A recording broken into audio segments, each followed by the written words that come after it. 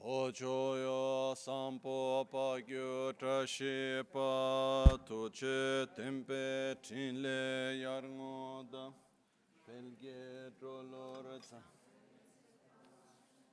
pande lame shabla solvade Om a guru vajradara sumatimo nishasani Uta Vardani Shri Bhadra Varsa Manya Sarva Siddhi Hum Om A Guru Vajradara Sumati Uta Vardani Shri Bhadra Varsa Manya Sarva Siddhi Hum Om A Guru Vajradara Sumati Monishas Uta Vardani Shri Bhadra Varsa Manya Sarva Siddhi Hum Om Guru Vajradara Sumati Monishas Vardani Shri Bhadra Varsa Manya Sarva Siddhi Hum Om Guru Vajradara Sumati Monishas Uta Vardani Shri Bhadra Varsa Manya Sarva Siddhi Hum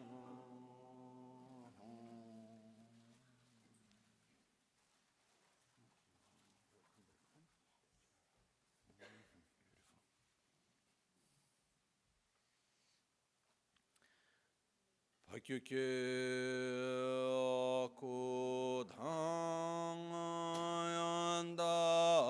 Kudhangandagi Loya Bhakyuke Sungdang Dagi Bhakyuke Tudang Dagi Ye Teyerme Chiktu Chingelo Hakyuke Kudang Dhagilo Hakyuke Sundan Dagingam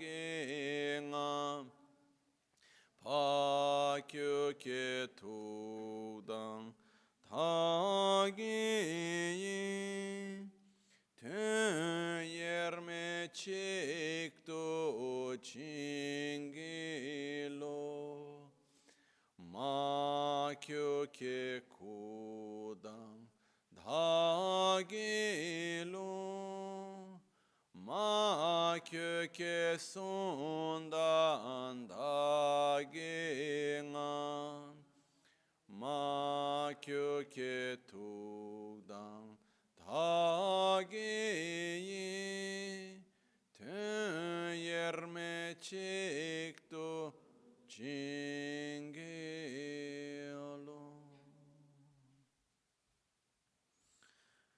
Om Muni Maha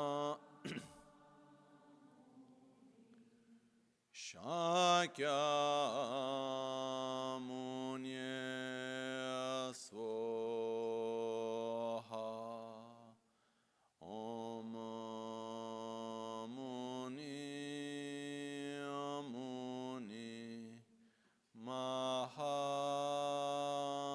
Mahamuni Shakyamuni Swaha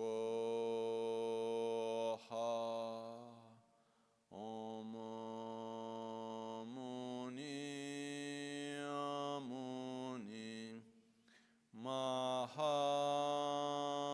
Mahamuni Kyamunye Swaha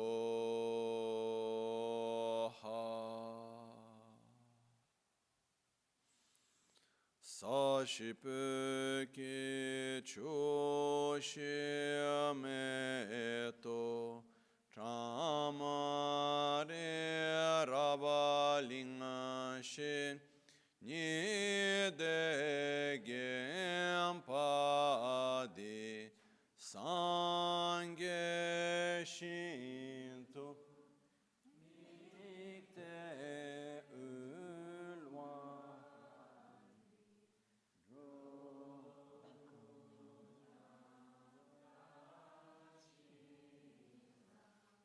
Chopar Shoyi Dam Guru Ratna Mindrala Kamni Ryata Yami Sangye Chedan Tsoge Chonam La Chancho Pardo Dani Kyapso Chi Dage Jinso Gibe Sonam Ki Drola Pinchira Sangye Drupar Sho Sangye Chedan Tsoge Chonam La Chancho Pardo Dani Kyapso Chi Dage Jinso Gibe Sonam Ki Drola Pinchira Sangye Drupar Sho Sangye Chedan Tsoge Chonam La Chancho Pardo Dani Kyapso Chi Gibe Sonam Ki Drola Pinchira Sangye Drupar Sho. Nel Buddha, nel Dharma e nel Sangha. In the Buddha, Dharma, and Sangha, I take refuge until enlightenment. With the practice of generosity and the other perfections, may I obtain Buddhahood for the benefit of all sentient beings. In the Buddha, Dharma, and Sangha, I take refuge until enlightenment. Through the practice of generosity and the other perfections, may I attain Buddhahood for the benefit of all sentient beings.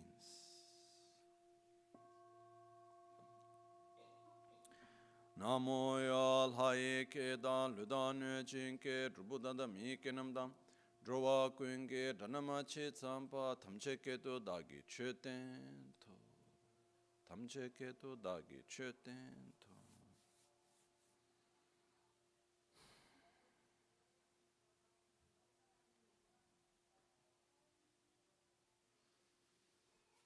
Buongiorno.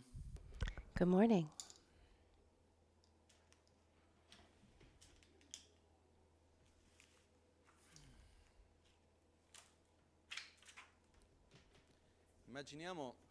Let's imagine that we need to learn a new language. What's our starting point for learning a new language? What we already know. So what do? We start from a language that we already know, and from that language we try to start speaking another language, because if we were, how can I say, already know how to speak another language to then be able to try to learn how to speak it. Let me look for another example that would be even better. Just a minute, my glasses need cleaning. I have a puppy at home that chews on my glasses sometimes. Let's imagine, let's see another example.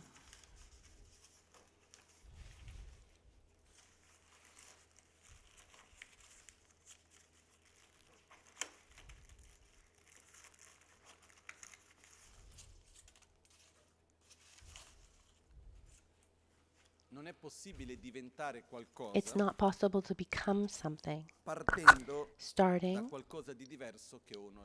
from something different from what one is already. Something I've already said a couple times, that this starting, the closest starting point to get to wherever we need to go is where we are. It's useless to say it would be easier to get to that place if I were already there, because I'm here now. And the easiest road to travel, the quickest one, is the one I'm able to do.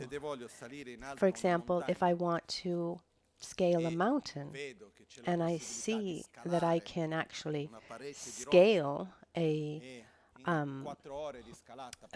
mountain wall in 4 hours, or there's the choice of a few weeks walking. What's the fastest way? the walk or the scaling the mountain wall. It really depends. If it's up to me, the walk would be faster, because if I tried to climb that mountain, I would probably fall, and then I'd end up in a hospital, and it would take years to get better and learn. So when we look at what the quickest path is, it's not necessarily the quickest one. It's the one I'm able to do.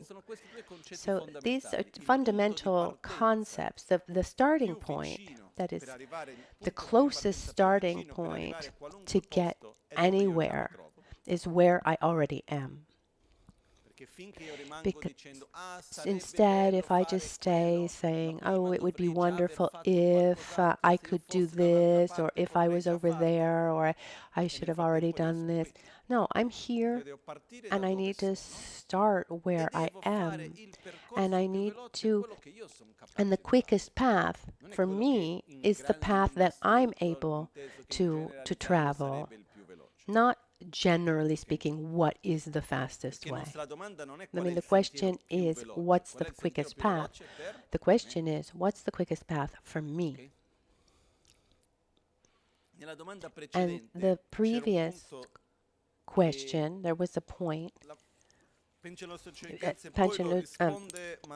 Losang Chökyi Gyaltsen answers, but maybe the answer wasn't that clear, so I'd like to add where Lama Tsongkhapa asks, what is,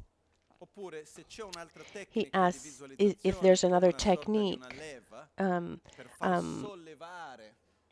technique,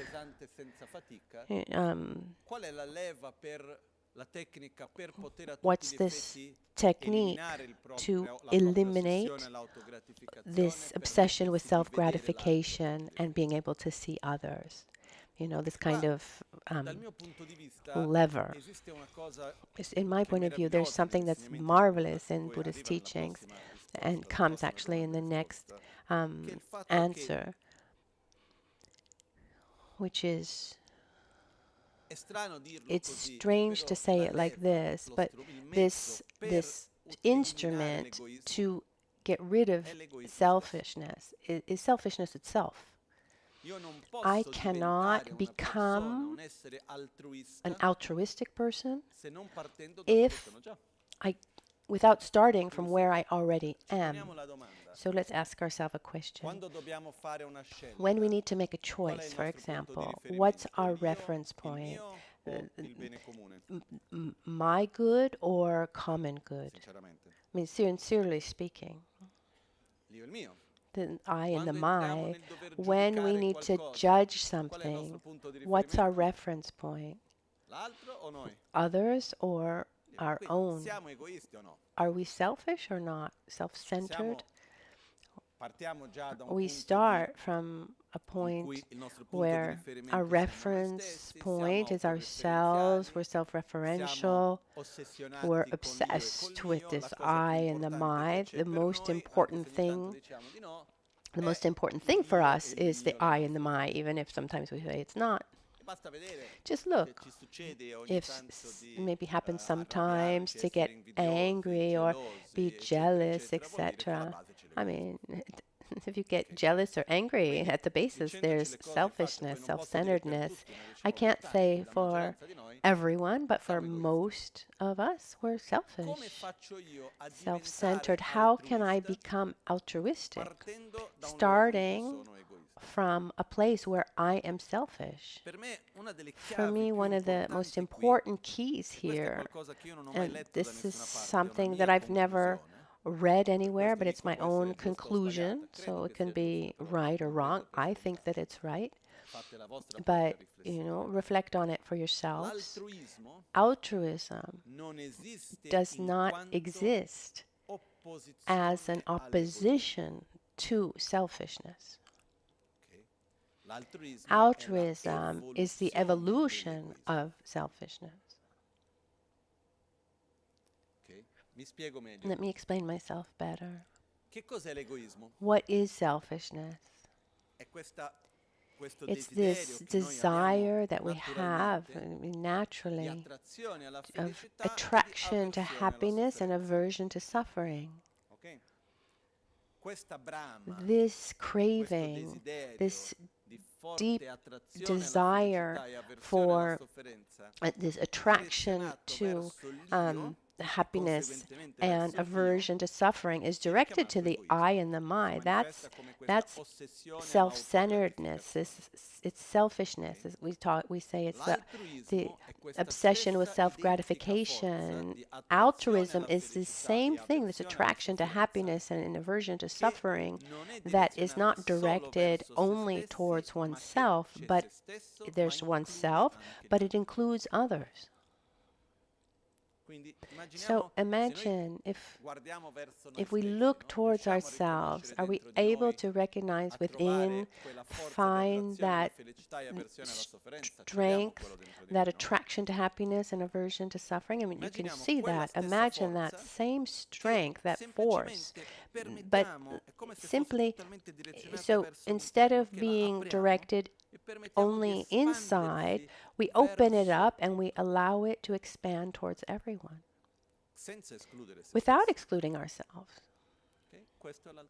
This is altruism. If we try a path to find an altruistic path in opposition, then we find ourselves in a kind of dualism. I do something for myself and I feel guilty, and if I do something for others, it's a sacrifice. And as long as we stay in this dual reality, we'll be on the wrong path, on this dualism. There's a passage in a text that's very beautiful called a 7-point mind training. There are 2 verses or 2 lines that say so much. Repeat so you can stay. Chiklada kunla kadring chewagom lelen tamche chiklada kunla kadrin chewagom lelen tamche chiklada kunla kadrin chewagom.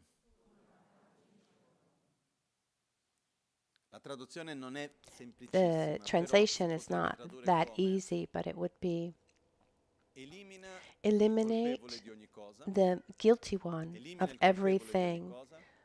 Eliminate the guilty one, the one guilty for everything, and familiarize yourself with the gratitude towards beings. Who's the guilty one for every bad thing? Others, right? Right? No, actually, familiarize yourself with the guilty one. It means this, we're talking about this obsession with self-gratification. So recognize deeply that, selfishly speaking, it's much better to be altruistic. It seems like a play on words, but it's not, because I cannot develop altruism if I don't start where I am. Little by little, as I'm able to recognize that I want to be happy, I don't want to suffer, that feeling doesn't block or negate. If we try to go against our own desire for happiness and our desire to not suffer, as if there was something wrong in that, it's stronger than anything else, it doesn't make sense and it won't work. So we need to absolutely accept that strong and deep desire, that craving to be happy and to not suffer, and there's nothing wrong with that. That desire can manifest. There are 3 levels of manifestation. And jokingly a little bit, we could say l'egoismo selfishness. potremmo chiamarle l'egoismo stupido, We could say stupid, l'egoismo saggio, selfishness, però ancora immaturo, e wise, poi l'egoismo saggio e maturo. wise selfishness, but still immature, and then wise selfishness. Però faccio le cose che aumentano la mia sofferenza. So the stupid one is that I do things actually that just increase my suffering. Like someone who says, I want to lose weight, I want to be healthy, I want to be well, but then I don't do exercise, I eat really badly, I do everything that takes me to the opposite of what I'm actually wanting. So if we saw someone who behaves like that is that a wise conduct or stupid? It's ignorant. This ignorant and really not seeing. I know I'm doing what is not good for me. So the first step would be to be selfish people that are a little wiser, where I can discern. I learn to discern between what is good for me and what is bad for me, and I face one of the first challenges along our spiritual path, which is giving more importance to what's good for me instead of what I just like. Being able to cultivate what's good for me even when I don't like it, and abandon what's bad for me even if I like it. So for us, very often, we have attraction towards things that are bad for us and aversion to things that are good for us because we're imbalanced. If somebody's sick, the body, for example, is attracted to what increases this state of imbalance. I don't know if you've ever gone to a doctor and the doctor says, "Oh, you shouldn't eat this," and it's exactly what you love. I mean, it's not that doctors are evil. Maybe a little bit. No, just joking. But at the end, why are we attracted to the things that are not good for us? Because we're not balanced. When the body is not balanced, it's attracted to what increases that imbalance. And the same thing with our behavior, our life in general. So someone who is perfectly balanced physically and mentally naturally will be attracted to what's good for them and will have aversion to what's bad for them. But that first step, and it's a huge challenge, it's an enormous challenge to be able to give more importance to what's good for me and not to simply what I like. So avoid what's bad for me instead of being attracted to what I just like. There are four types of situations. There are things that we like and are good for us. There are things that we don't like and they're bad for us. And we don't need to worry about these two, because the things that we like and are good for us, we'll try to get them. And the things that we don't like and are bad for us, you don't need to worry, because we'll try to avoid them. The real challenge are the other two. The things that are bad for us but that we like, and the things that are good for us but we don't like. That's where we need to work. So the first level of a selfish person, a little wiser, is where we say, I want to be well. Do I want to suffer? No. So I need to abandon what makes me suffer, and I need to cultivate what is good for me. The simplest example would be in our diet. And that's a challenge that we all recognize. How many things do we know are not good for us? But it's just so hard to avoid. I don't know if you've ever had this experience. Why? Because we have this habit. Also, this would be the wise, the wise selfishness. The mature selfish person would be altruistic person. So the more selfish we are, the more closed we are, the more obsessed we are with this self-gratification for the I and the my, the more we see the world as a threat, and the more protected we are. But the more we're able to open up and see others and give importance to others, the life becomes lighter, and the better off we are. It's said, I mean, it's beautiful to be loved, we say, and the various cultures go round and round. I mean, love is given one of the most, it's given so much importance. That feeling when we have affection for someone, when we're able to desire someone's happiness, it's hard to put into words. And I'm not talking about desirous, passionate love. I'm talking about that deep, deep feeling that one has for someone else, like the love that a mother has for her child. When you have that feeling and you generate that feeling, now how do you feel? Do you feel good or bad? In your opinion? You feel good, no? From a physical point of view, someone who feels so much love and goes on with, continues to live his life in love. After a person, does someone get sick from that feeling? No. But what about someone who is always angry? Does that person get sick? Yes. I mean, the body tells you what's good and what's bad for you.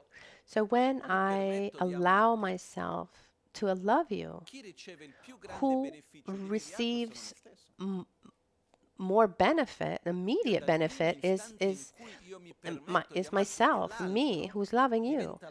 It becomes the key that allows me to open up the most beautiful part of myself. The other person is the means, this tool that allows me to enter into contact with the most beautiful part of myself. And when we are able to love someone else without wanting anything in return, we can see that person and we open up our hearts completely. It's magic. It's something, wow. A little bit like, I mean, it's beautiful to be loved, but loving, it's a little bit like,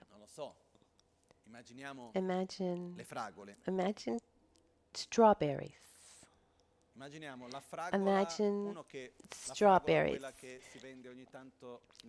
Sometimes you see them in the supermarkets. There's these enormous strawberries that taste like water. Have you ever tasted that?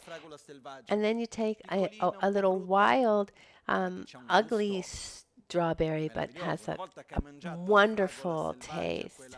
Once you've eaten one of those little small, delicious strawberry. I mean, once you've tasted that, you're not interested in those big, beautiful ones. So feeling loved, feeling desired is nice. It's a little bit like that supermarket strawberry that tastes like water. When you're able instead to allow yourself to see someone else, love someone else, it's a state of inner bliss that goes much beyond. I think about some people, people that I've gotten close to, who showed a level of joy that, I mean,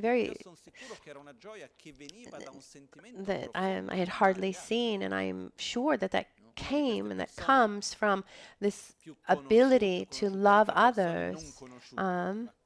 There's one was Maria Teresa of Calcutta.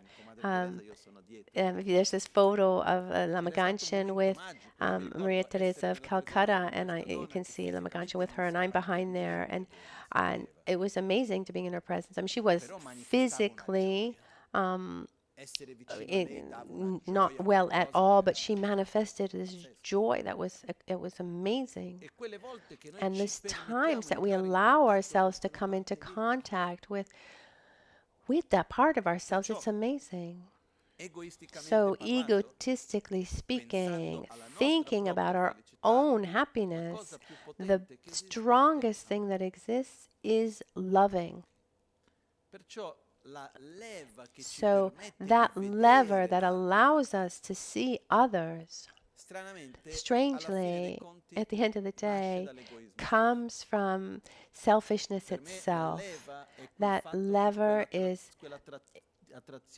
that attraction to happiness and aversion to suffering that we have towards ourselves, and we all have it.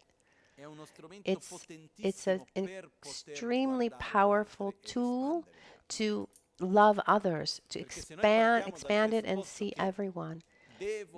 If instead we think, oh, I need to be altruistic, it's important to love others, but look how bad I am because I'm so selfish, and we try to repress that attraction to happiness and aversion to suffering, which is natural within us, we get into an inner struggle that we will certainly lose.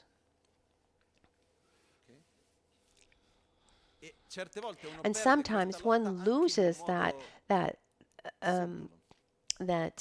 battle, even in a subtle way, and selfishness, to not abandon to that desire for happiness and aversion to suffering.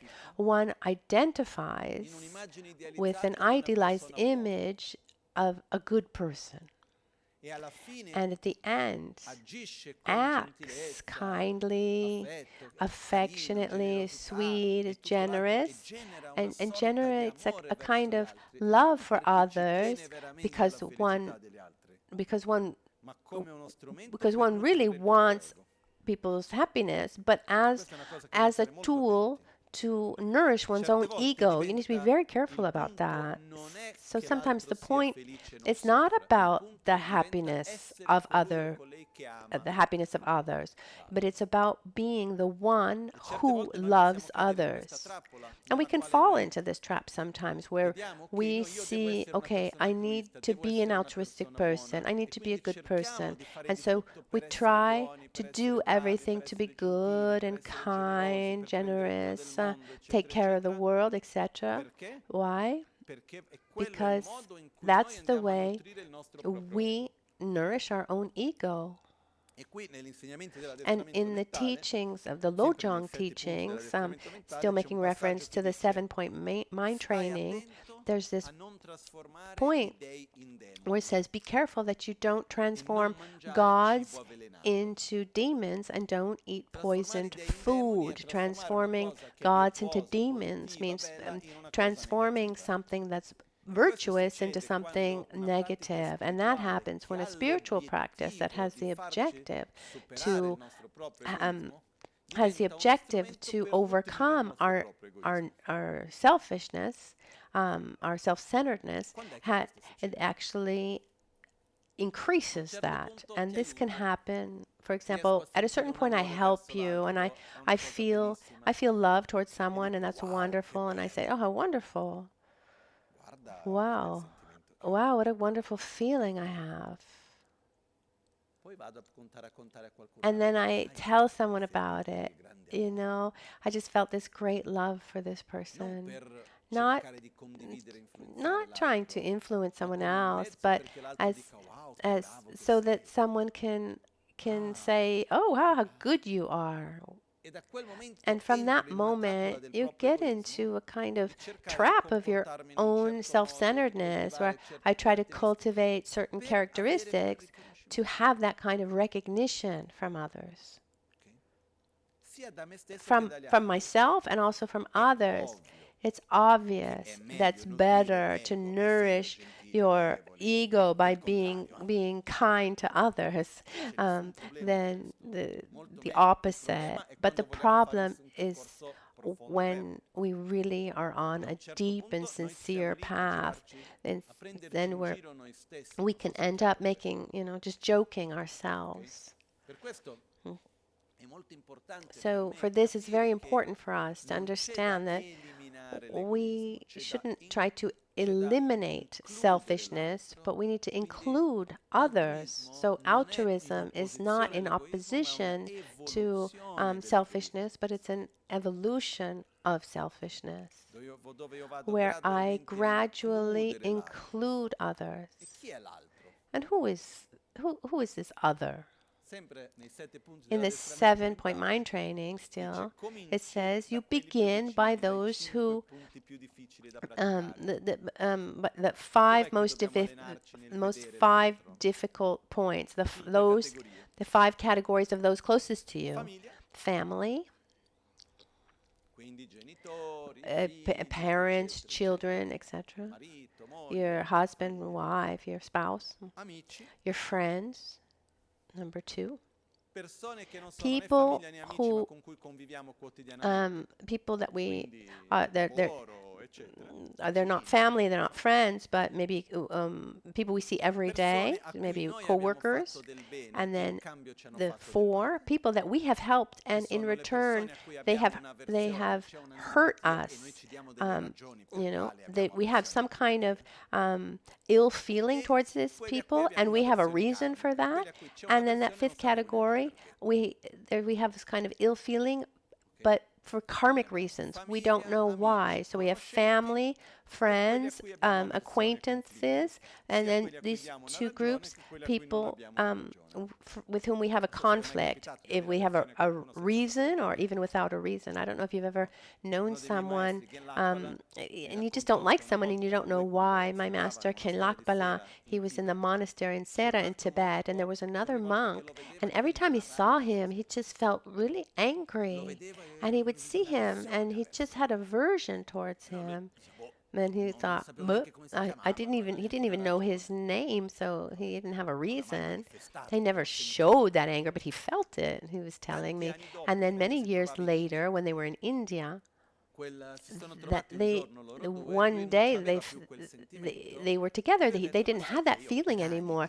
And he said, for years I would see you and I just wanted to kill you. I just, the worst of myself would come out. And the other said, you know what? Me too. Towards you. So this is called karmic aversion. You see someone and you don't know why. And the opposite is true too, this kind of attraction. But in this case, it was aversion. So when we say that we should train in seeing others and loving others, it doesn't have to do with people who are far away, who knows where, in a state of great suffering. Of course, we need to include them as well. But if we don't begin by those who are closest to us, we'll never be able to do it for real towards everyone. So it's like, I love you as long as you do everything that I think you should do. Instead, when we're able to begin to train with those who are around us, naturally that expands, naturally. There's an important point in all of this. What are the limits of love?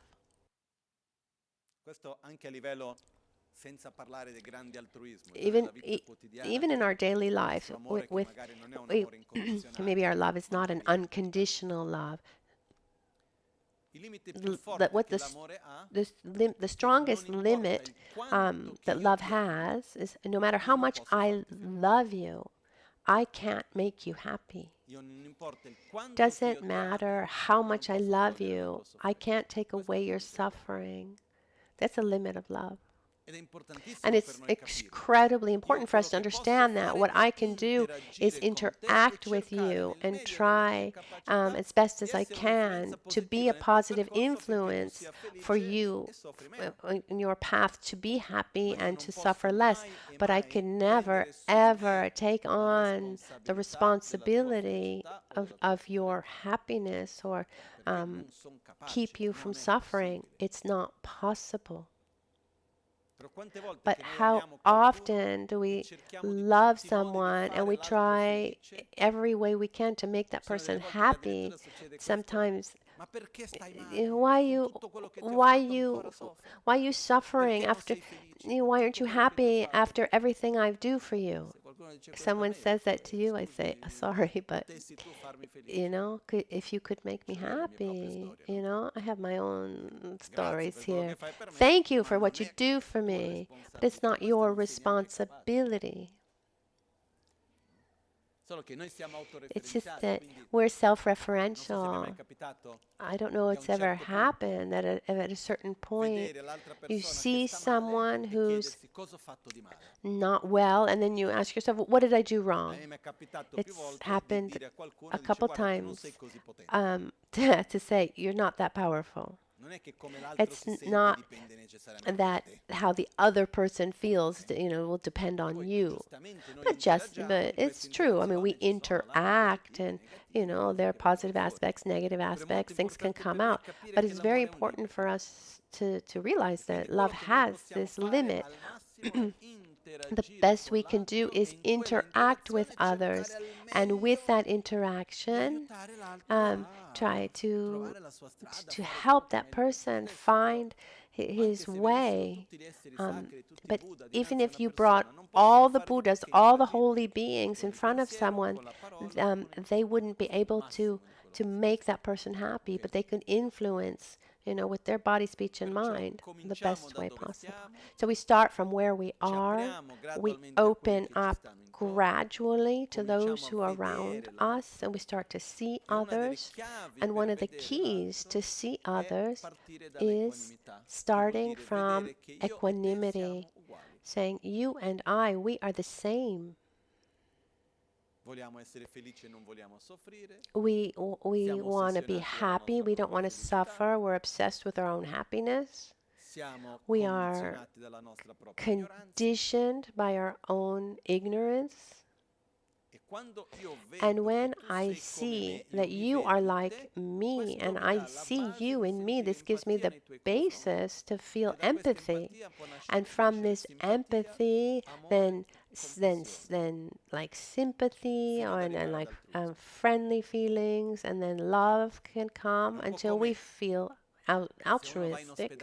It's like when you go to a hospital, you have a sickness, and as you're in the waiting room, you see someone else who has your same sickness. There's a certain closeness, feeling of closeness towards that person, and you haven't even met that person, because I see myself in that person. So naturally, I have this feeling of closeness to that person. I remember this. This happened. I don't know, maybe I was 11, 12 years old. And I had just received my first computer, and I was fixated with the Apple. It wasn't so well known at the time. This was maybe 1994, and I did so much to get the right model of computer. I found a used model. Anyway, long story. My grandmother gave it. Anyway, so and at the time I saw a car. I saw a car in traffic in São Paulo with a sticker of the Apple. And you could only have that sticker when you would buy something from Apple, and very few people had that sticker. In Brazil, I mean, very, very few. And I see the sticker, and I felt a kind of friendship, a friendliness towards that person in the car.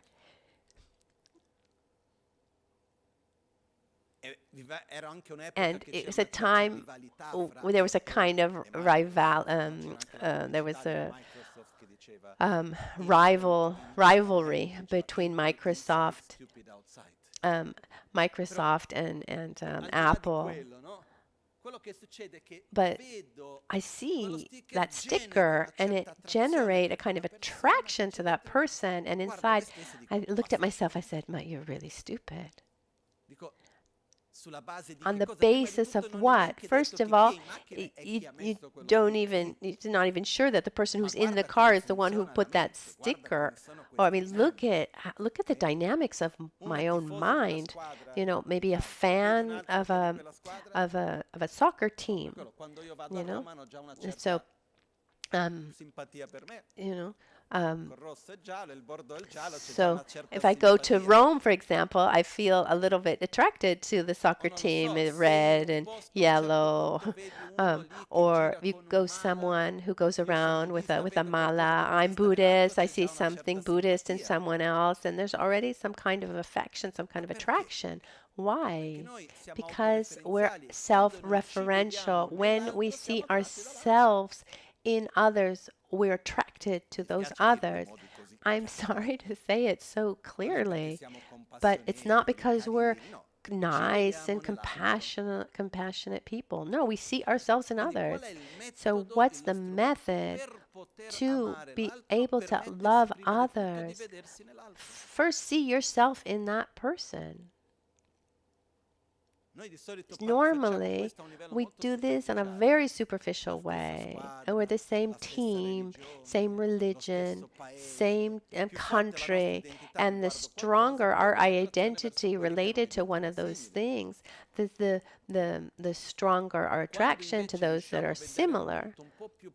And if we can go a little deeper and see that I am totally conditioned by my ignorance, and reality appears to me as it existed in an autonomous, independent way, and based on that, I act with this obsession with self-gratification. If I see that in myself and I see the same in others, I say we're in the same boat, and then naturally that opens me up to get closer to others.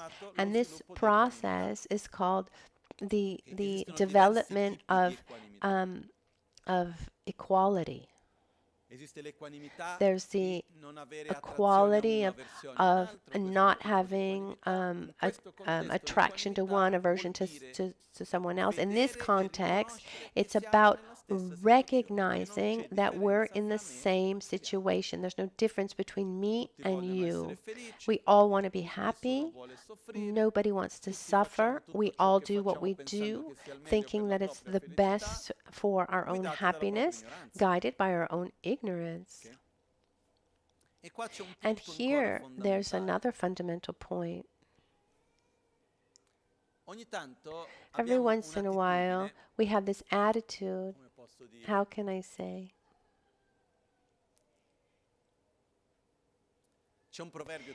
There's a Tibetan proverb. It's quite similar to an Italian proverb.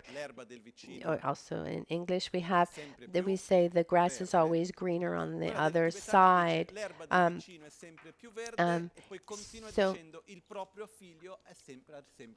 the Tibetan proverb continues: the grass is always greener on the other side, and one's own child is always right. So what happens when someone we love does something stupid, shows some kind of bad behavior, or does something, shows some kind of something negative? What do we try to do? We try to justify. And what happens instead if I come to you and I said, you know, that person for whom you have an enormous aversion, this person did these wonderful things. What would we do in that case? We try, we'd say, oh, that's true, but maybe there's something behind that we can't really trust. Try to diminish. So we have this strange feeling. I've never understood this logic, but it's very present in us, where if I love you, I need to agree with everything you do.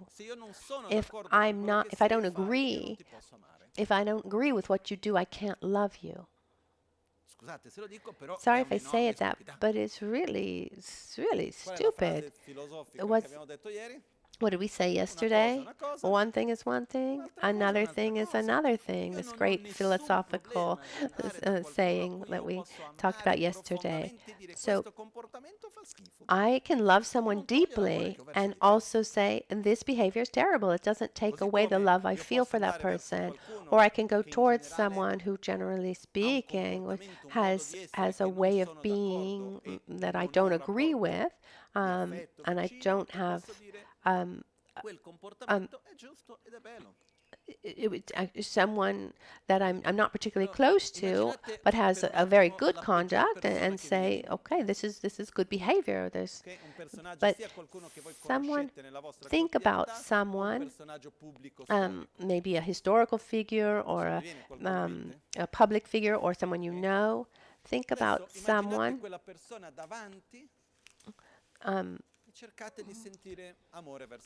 Think about a really negative person, and try to now imagine that person.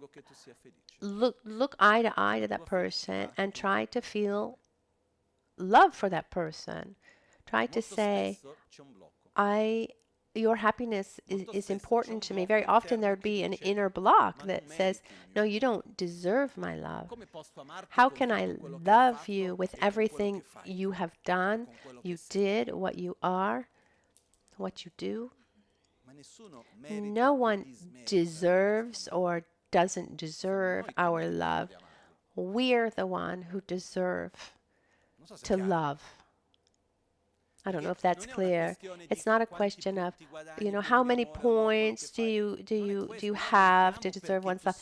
It's not, I love you because you do this, or no. I love you because you exist. But if we need to get into this dynamic of seeing if someone deserves love or doesn't deserve love, or how can I love you with everything you've done? At the end of the day, we won't love anyone. We love the Buddhas, the sacred beings. Imagine a being who wants to love everyone, but then sees all the stupid things that we do and says, okay, you don't have to already be perfect to be loved. So I love you because you exist. I see that we're in the same situation, and just as I've done my stupid things, guided by my ignorance, and you've done yours, and I desire deeply that you be free from your suffering, and I have no problem in condemning this behavior of yours. Or speaking in this way is not right. Acting like that is not right. This point of view is not right. I have no problem in doing that. But one thing is judging the actions and the behavior, the thoughts. Another thing is judging the person, the whole person. And to love someone, we don't need the person doesn't need to correspond to all of our expectations. And here there's an important exercise, not easy, so you go face to face with someone for whom you have aversion or you feel judgment.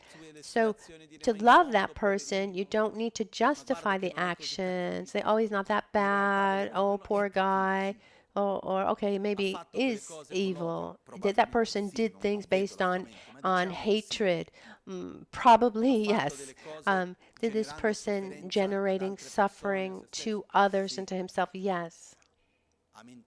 Lied and stole. Add whatever you want. Yes. I'm not here to say that we need to justify those actions, but none of those actions can be a valid reason to not love someone. Is that clear or not? More or less. If it were easy, we'd already all be Buddhas. But the point is, and I'm convinced about one thing, our path, our deep path of growth is not easy, and going against our habits is tiresome, it's difficult. So it's about going against our habits, and among our deepest habits, this attitude of selfishness and conditional love is one of the strongest. So we start little by changing our view, so that we can change our conduct to also change, to make a real deep change, profound change. We begin also with the people closest to us, family, friends, without judging the person, but we judge the actions and the choices, the words, one's speech, and there's no problem there saying this is okay, that's not okay, but don't judge the person, because that person has many beautiful aspects and bad aspects too. But it's not because one acts in one way or another that one deserves or doesn't deserve your love, because conditional love is quite similar to doing business, isn't it? When we're doing business, how does that work?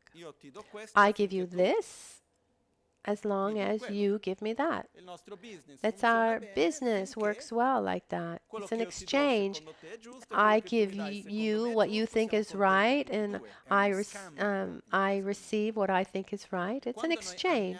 And when we love another, but at the basis we want the other to behave in a certain way and do certain things and correspond to this idealized image that we have, that just it's not sustainable over time. It's a bit, sometimes people said, "Oh, Lama, everyone loves you. It's easy for you." And jokingly I said, not always, but it's happened. Sometimes people say, the Lama, the Guru, is marvelous as long as he tells you what you expect him to tell you or you want him to tell you, because the day that he shows himself in a way that one doesn't expect or says something that one doesn't want, then we can change our feeling. I mean, this happens for everyone. The other day,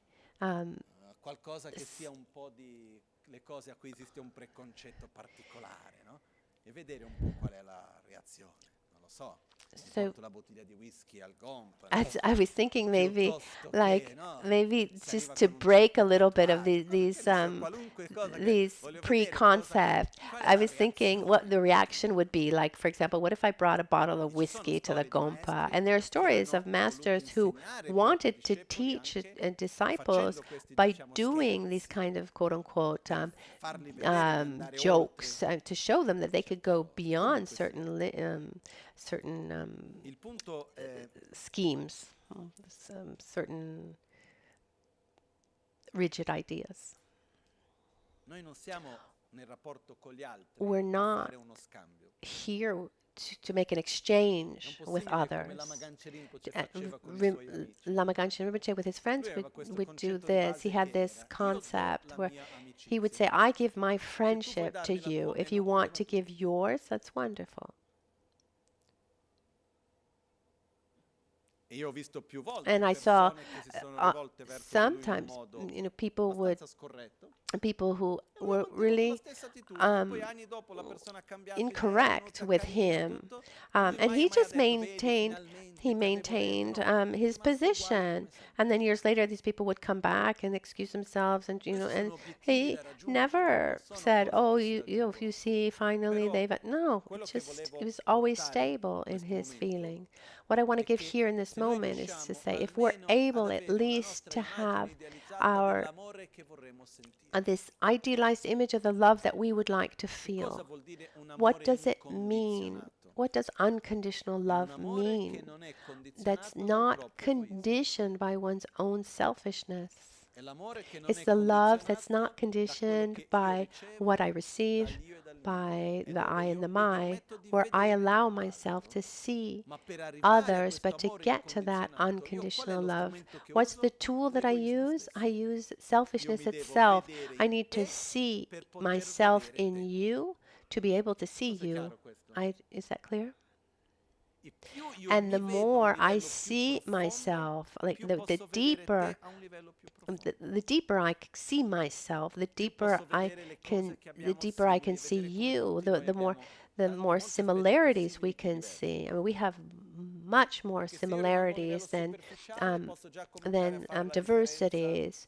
Because if I stay superficial, I could say, okay, man, woman, from this country, that country, this social class, etc. But if I identify myself deeply as being a human being, then I see myself in every human being. What about identify myself as being a living being? If I see myself that I'm in samsara, and I see that also others are in samsara, then I identify myself in others, in all sentient beings. So the deeper our idea of ourselves, the deeper our identity is of ourselves, then the greater we'll be able to see ourselves in more and in deeper. People who have a hard time in taking care of themselves, loving themselves, have a great difficulty in seeing themselves in others.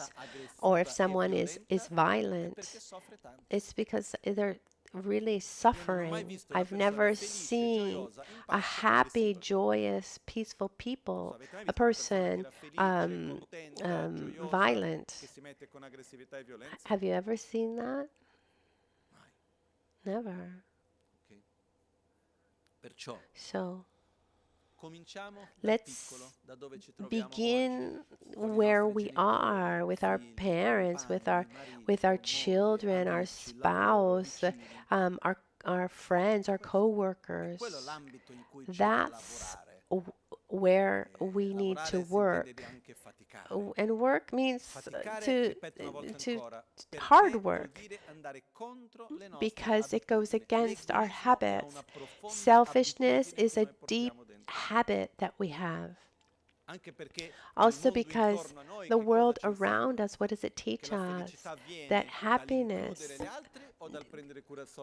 the world tells us that happiness is not about including others. It has to do with taking care of oneself. So one say, oh, but it's not normal to be altruistic. Well, at that point, I'd like to be abnormal. It's not about this concept of normality.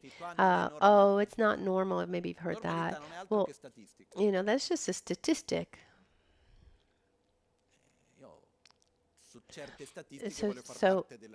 So in certain statistics, I'd like to be part of the minority, not the majority. So the question is it work or does it not? So peaceful, joyous, loving people, those are the most compassionate, altruistic, loving people.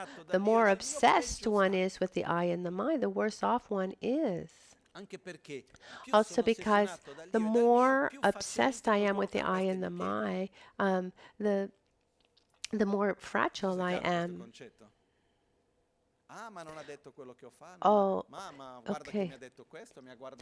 Oh, this person looked at me like this, and I wanted this, and I can't have that.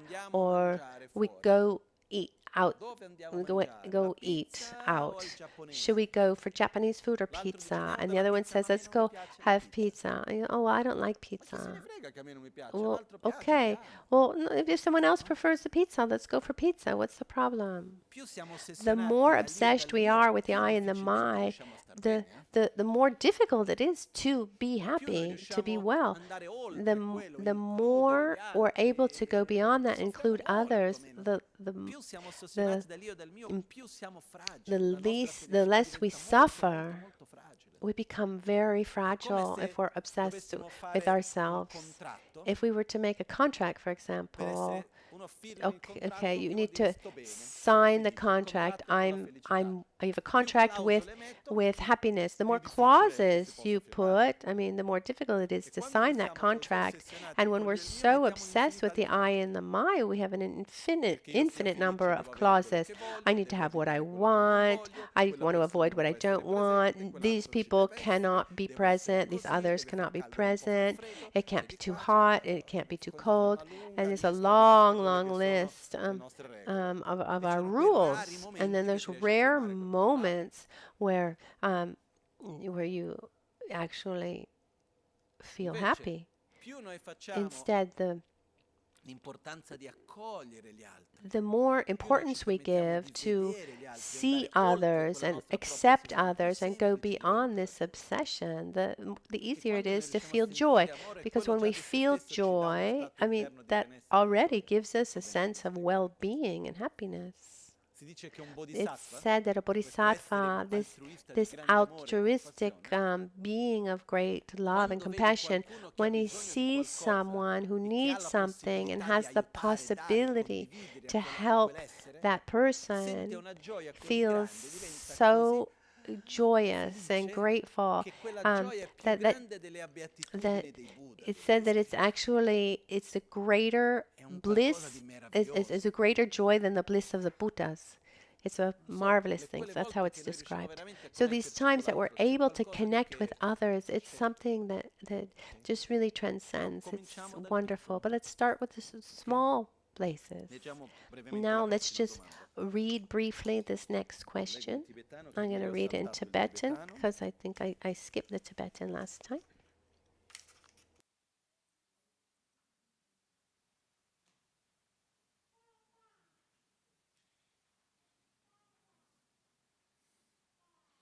Janchu gisim gomba tambur yar simchen tamcherangi mara shebe nyongoma questo nyonga tung goshins tenya simchen tamche tashos goza kidi samshila mikpetses di rangi ma yinge nyamdu nyonga hawa shik tambur mike kame imbenas te gomlo chitarches kidi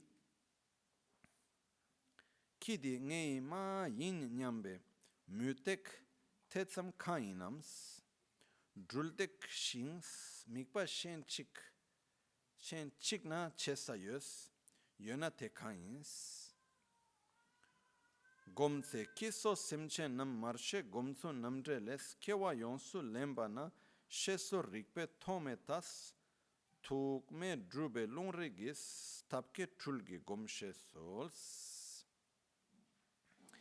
Yangda shenje gomshe sumbes jelo yakans tsuke rangdans pake shen nibors jewala mikpa teba yinams tele shenchigos tambo yina te gomba kain niba yinas damga terang kains.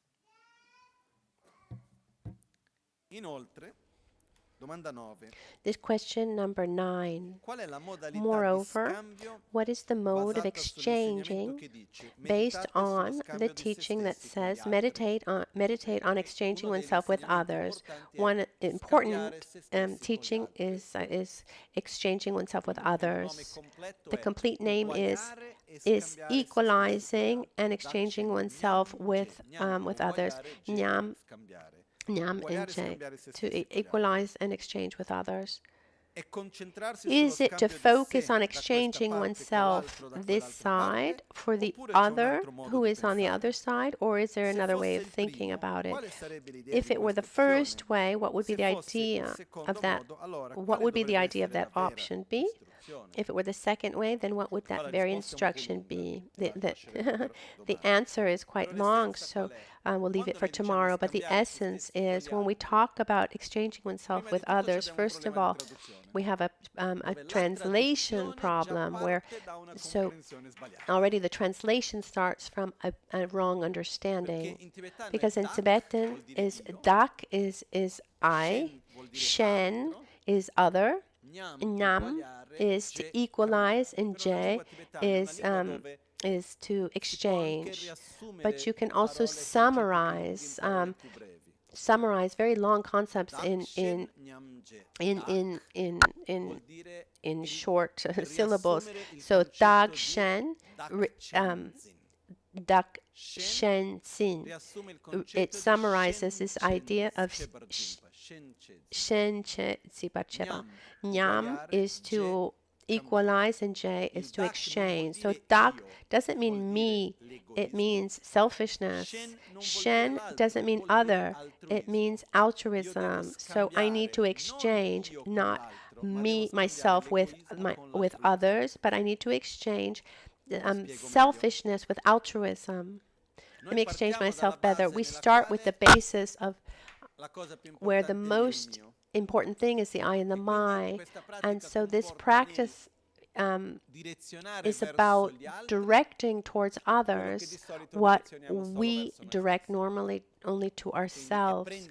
So we take that desire of a desire for that attraction for happiness and aversion for suffering, and we direct it to others. We start by equalizing ourselves. We see that we have the same mental defilements. We're in the same samsara.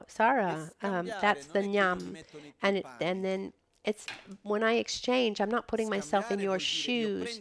When I exchange, I take these attitudes that normally are directed only towards myself. I go and I direct it towards others. It's an exchange of attitude, of behavior. It's not an exchange oneself with others, because this very often exchanging oneself with other, we can understand it as going against myself and in favor of others, abandon myself and taking care of others, and this is not the correct way. Tomorrow, this is a very, very powerful practice. Tomorrow we'll look at it more in detail. There's no difference between ourselves and others. There's a basis where we say there's no difference between myself and others.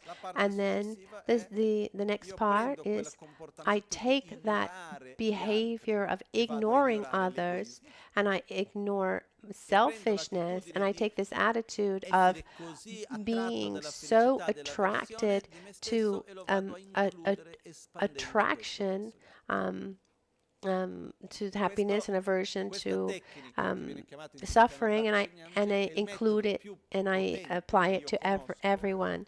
This Dakshin Namche is really the most important and most effective technique that I've seen that one could use to really overcome one's selfishness and change our behavior, our mind, and make this transformation to love and see all beings.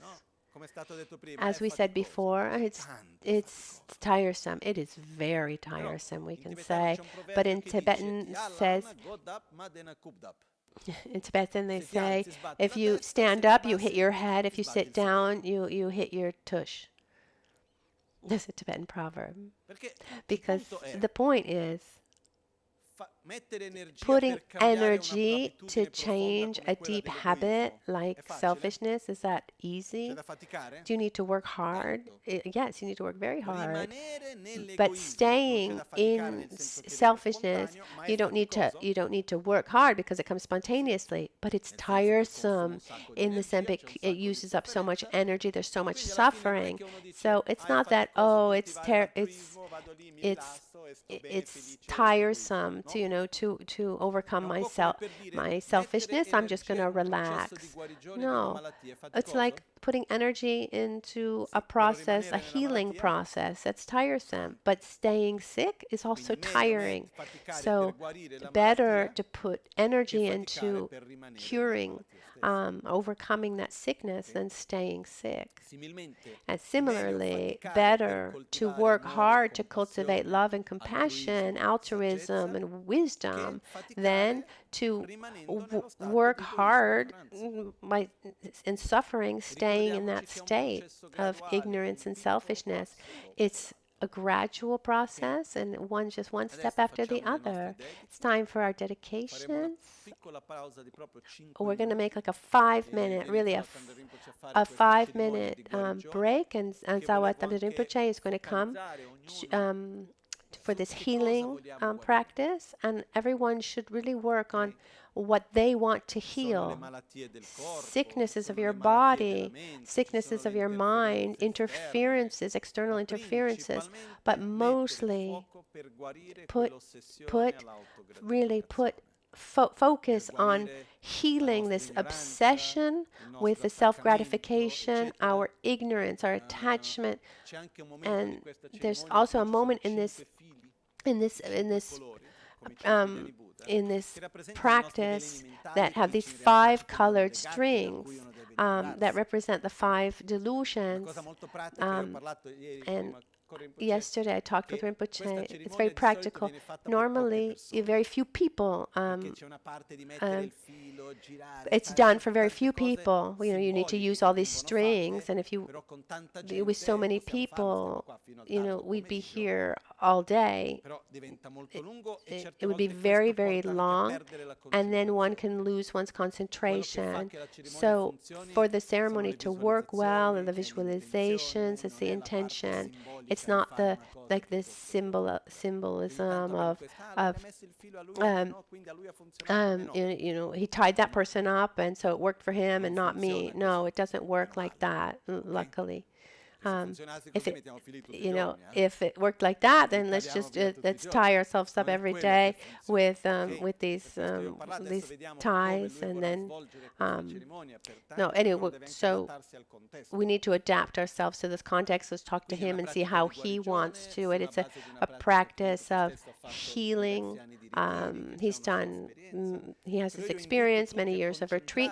I invite everyone to concentrate on wanting to heal the superficial things, to be able to practice the Dharma well, but mostly to cure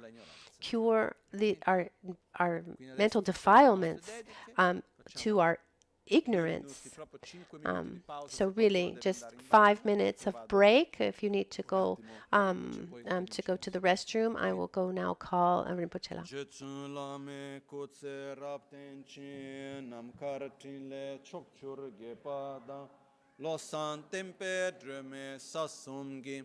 Drove munsel takto ne gyurche nimo dele tsendele nime kuyan delekshi ninsen takto delekpe kuncho sumki chingelo kuncho sumki ngodrubutsol kuncho sumki trashisho. At dawn or at dusk, at night or midday, may the 3 jewels grant us their blessings. May they help us to achieve all realizations and sprinkle the path of our lives with various signs of auspiciousness. So we can recite Vajrasattva as we wait.